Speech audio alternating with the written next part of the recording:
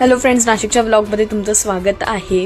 तर नाशिकमध्ये 4-5 दिवस कसे निघून गेले कळलेही नाही. आणि माझा हा नाशिकचा आजचा शेवटचा दिवस होता.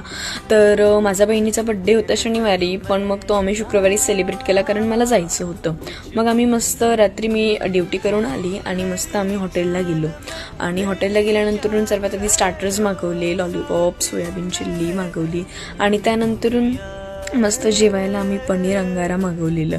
आणि ही माझी बहीण, तिला अजिबात फोटो काढायला आवडत नाही, पण तरीही मी तिला व्हिडिओजमध्ये घेतलेलं होतं. मस्त इकडे सोयाबीन चिल्ली आम्ही एन्जॉय केली आणि त्यानंतर लॉलीपॉप आली. लॉलीपॉप ही खूप मस्त होते. आणि त्यानंतर इकडे व्हेज अंगारा मागवला होता. व्हेज अंगाराची जी आग होती ती खूप होती आणि इकडे ते खूप मस्त असं फ्राय होत होतं. आणि मग सगळं जेवण वगैरे झाल्यानंतर मस्त नाशिकला आम्ही थंडगार वातावरणात मस्त दूध पिण्यासाठी गेलो. इथलं जे दूध आहे नाशिक रोडचं ते खूप मस्त असतं. मग दुसरा दिवस आला, सगळ्यांना बाय बोलून हाफ डे करून मी गेली होती ऑफिसला. आणि मग मला ठाण्याला यायचं होतं. हाफ डे करून निघाले. मम्मीचे डोळे इतके भरून आलेले होते तर मम्मीकडे मी बघितलंच नाही. आणि शेवटी बसमध्ये आली तेव्हा मला एकदम रडायला आलं.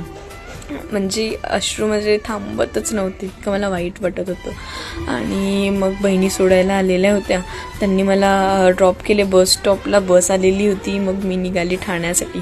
भेटूया आपण नेक्स्ट ब्लॉगमध्ये.